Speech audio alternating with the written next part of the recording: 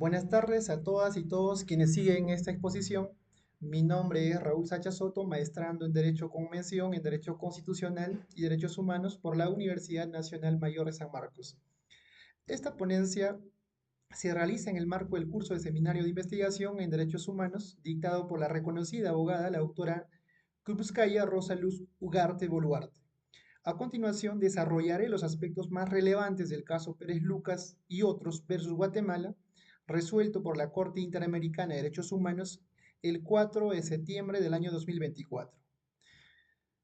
Teniendo como hechos del caso, se tiene pues que la desaparición forzada de cuatro defensores indígenas de derechos humanos, integrantes del pueblo Maya Quiché, Agapito Pérez Lucas, Nicolás Mateo, Macario Puchibalán y Luis Ruiz Luis. Ellos pues eran miembros del Consejo de Comunidades Étnicas denominado Runugel Junam, organización pues que promovía la no participación de la población civil en las patrullas de autodefensa civil durante el conflicto armado interno en Guatemala, en los años 1962-1996. Por su labor en defensa de los derechos humanos, estas personas pues, fueron amenazados y perseguidos por agentes estatales, lo que los obligó incluso a desplazarse forzosamente del departamento de Quiché hacia el departamento de Suchitepeques. Una vez allí, entre el 1 y 7 de abril del año 1989, estas personas pues, fueron detenidas de forma violenta en sus domicilios por personas vestidas con uniformes militares, armadas y con los rostros cubiertos.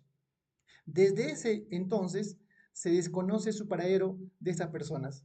A pesar de diversas acciones judiciales interpuestas por el CERC, como habeas corpus en el año de 1989 y nuevamente en el año 2005, así como diligencias por parte del Ministerio Público y el Procurador de los Derechos Humanos, el Estado guatemalteco no logró esclarecer los hechos ni ubicar a las víctimas, manteniéndose hasta el día de hoy una situación de impunidad y degeneración de justicia.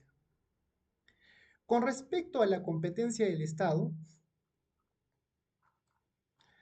en el caso Pérez Lucas y otros versus Guatemala, la Corte Interamericana de Derechos Humanos fue competente para conocer y resolver el litigio en virtud de que Guatemala es Estado parte de la Convención Americana sobre Derechos Humanos desde el año 1978 y reconoció la jurisdicción contenciosa de la Corte en el año de 1987, lo cual habilita su enjuiciamiento internacional.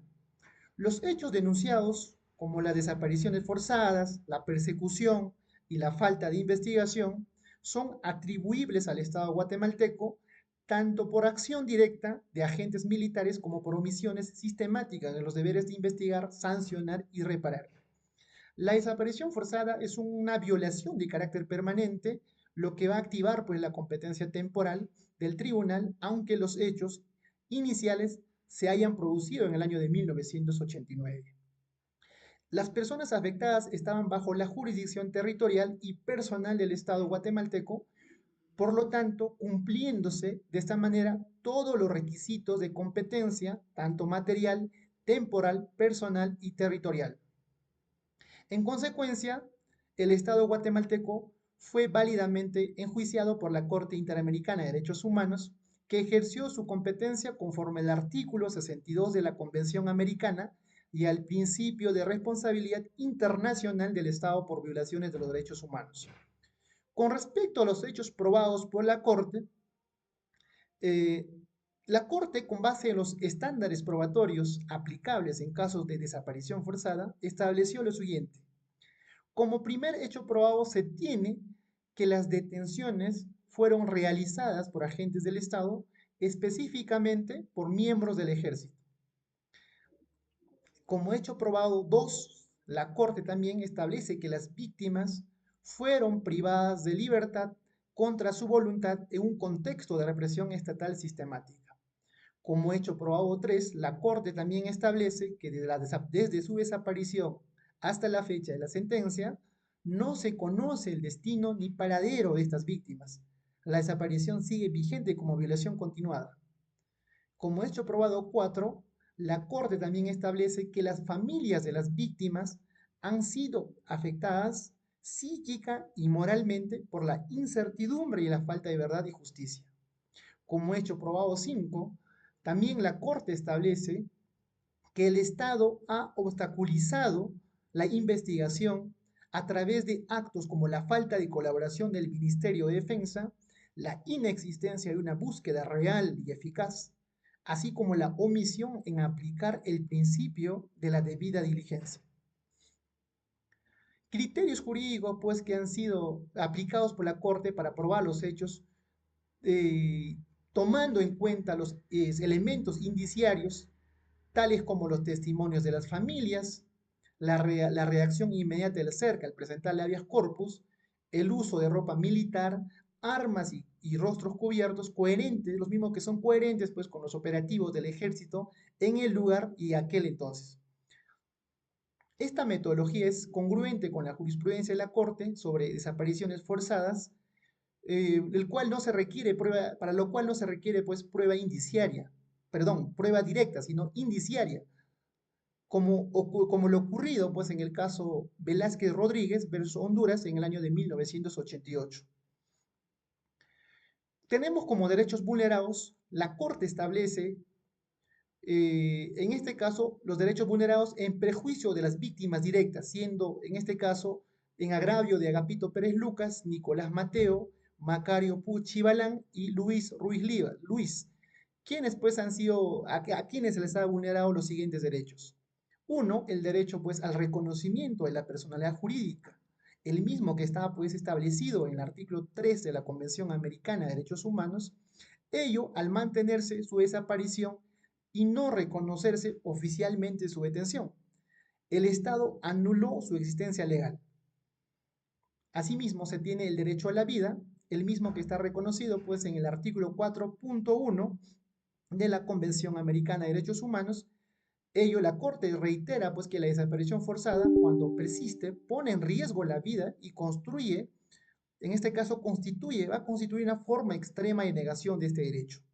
Asimismo, se tiene el derecho a la integridad personal, es mismo que está reconocido pues en el artículo 5.1 de la Convención Americana de Derechos Humanos, ello al afectando en este caso el sufrimiento físico y psíquico implícito en la desaparición, la incomunicación, el miedo y la incertidumbre.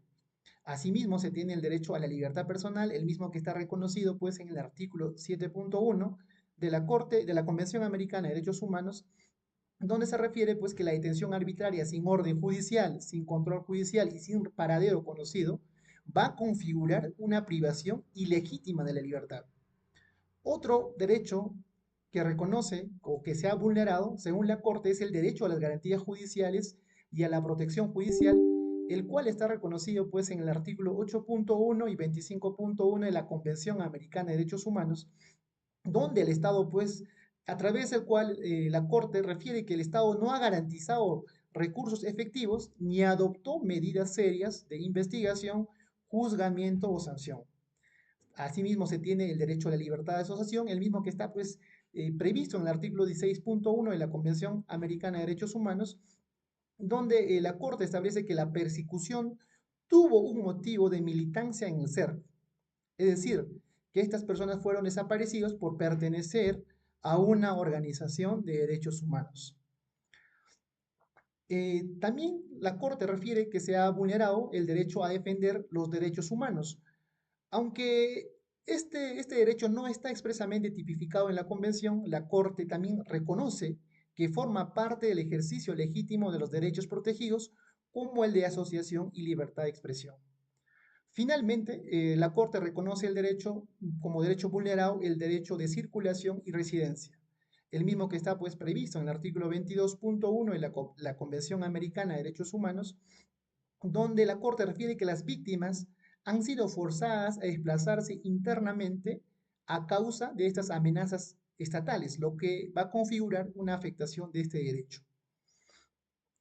También la Corte establece que existen derechos vulnerados en perjuicio de los familiares.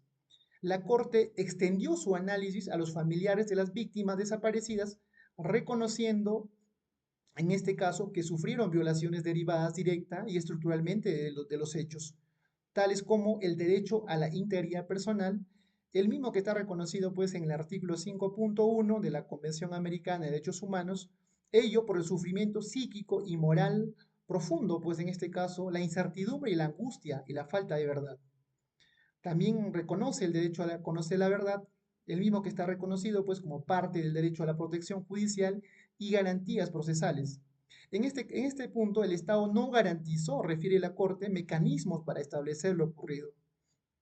También se tiene el derecho a la protección de la familia, el cual está reconocido pues en el artículo 17.1 de la Convención Americana de Derechos Humanos, donde la desaparición provocó una ruptura y desestructuración familiar, afectando de esta manera la estabilidad dinámica y subsistencia de la familia. Otro derecho vulnerado en perjuicio de las víctimas es el reconocido por la Corte, es el derecho a la niñez, el mismo que está reconocido pues en el artículo 19 de la Convención Americana de Derechos Humanos. Ello, ¿no? Es reconocido por la Corte, donde refiere que el Estado pues incumplió su deber especial de protección reforzada, en este caso en agravio de los hijos de los agraviados directos. Pasando al punto de las reparaciones, la Corte Interamericana de Derechos Humanos recordó que conforme al principio de reparación integral y a los artículos 63.1 de la Convención Americana sobre Derechos Humanos y 26 de la Convención de Viena sobre Derechos de los Tratados, todo Estado responsable de una violación a los derechos humanos debe reparar las consecuencias del daño en su dimensión material, moral, estructural e institucional. En este marco, la Corte establece que la sentencia misma constituye una forma de reparación simbólica, pero además ordena medidas concretas de restitución, satisfacción, rehabilitación, garantías de no repetición e indemnizaciones. Con respecto a la clasificación de las reparaciones ordenadas, la Corte ordena que el Estado de Guatemala, primero, remueva todos los obstáculos que impiden el avance del caso de facto o de jure. Además, impulse de manera efectiva las investigaciones para individualizar, juzgar y, si corresponde, sancionar a los responsables. Además, realice una búsqueda seria y diligente del paradero de las víctimas desaparecidas, tales como Agapito Pérez Lucas, Nicolás Mateo, Macario Puchi Balán y Luis Ruiz Luis. Finalmente, estas obligaciones pues, son permanentes conforme al carácter continuado de la desaparición forzada. Como punto 2 se tiene las medidas de rehabilitación, donde la Corte refiere que el Estado debe garantizar la atención médica, psicológica, psiquiátrica y psicosocial gratuita, accesible y adecuada para todos los familiares que así lo soliciten. Esta medida reconoce pues el impacto emocional profundo y duradero causado por los hechos. Como tercera medida se tiene la medida de satisfacción y memoria. En este punto la Corte ordenó que en acto público de reconocimiento de responsabilidad internacional difundido por medios de comunicación nacionales y locales con interpretación simultánea del idioma mayaquiche. Asimismo ordena la publicación del resumen oficial y del texto íntegro de la sentencia en el diario oficial, asimismo en un medio de amplia circulación nacional y en idioma español y quiché. Además, la Corte ordena la difusión en páginas web oficiales del Ministerio de Defensa, el Procurador de Derechos Humanos y la Comisión Presidencial por la Paz y los Derechos Humanos, COPADEP. Estas medidas de alguna manera buscan pues, recuperar la dignidad de las víctimas y preservar la memoria colectiva. Como cuarto punto se tiene las garantías de no repetición. La Corte también ordena que el Estado debe adoptar medidas estructurales, entre ellas la Política Nacional de Búsqueda, eh, donde ordena crear un mecanismo estatal para la localización de personas desaparecidas, incluidas del conflicto armado. Asimismo, ordena el sistema de información genética, ello para facilitar pues, la identificación de restos y víctimas. También la gestión y acceso a archivos militares con la finalidad de crear una política pública de desclasificación, conservación y acceso a documentos de fuerzas de seguridad actuales y disueltas. Asimismo, ordena el fortalecimiento institucional donde ordena pues, reforzar, ¿no?, la capacidad operativa del Procurador de Derechos Humanos para investigar desapariciones forzadas. Finalmente, ordena la protección de personas defensoras de derechos humanos, ello con la finalidad de implementar una política pública nacional de protección integral con enfoque diferencial y enfoque de riesgo. Estas medidas van a buscar transformar las condiciones estructurales que permitieron las violaciones en cumplimiento del enfoque de justicia transformadora. Con respecto a las indemnizaciones compensatorias, la Corte también ordena el pago por daño material, que viene a ser pues la pérdida de ingresos, gastos médicos y de búsqueda.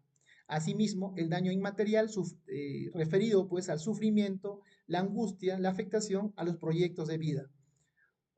Finalmente, las costas y los gastos procesales. Las indemnizaciones deben ser pagadas en los plazos fijados y el cumplimiento será monitoreado directamente por la Corte.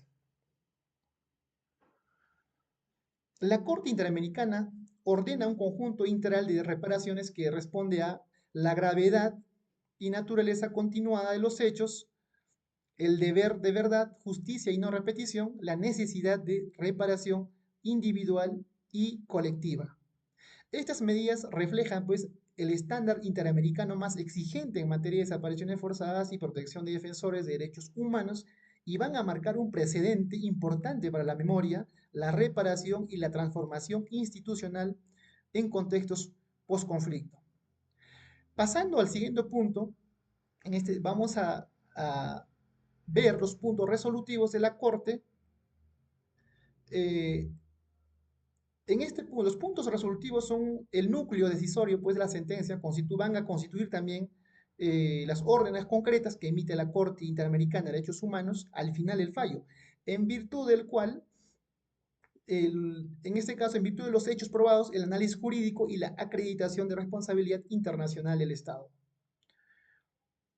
Según el resumen oficial, la Corte Interamericana de Derechos Humanos resuelve lo siguiente.